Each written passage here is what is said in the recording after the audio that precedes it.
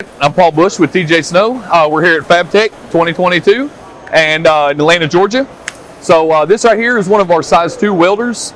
Some of the key features that we have on our size 2 is we have the fast follow-up package. Consists of the FABTECH springs. They're going to compress whenever the projections go to weld. It's going to push them down, follow it up really well. We also have the guide rods on here. That's kind of keep everything parallel and make sure everything comes together well.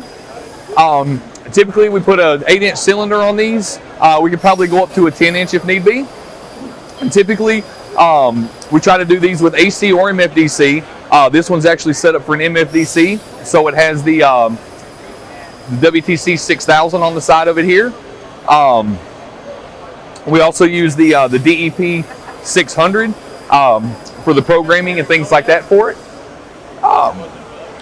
These are pretty standard machines. We kind of make them however you would like to have them.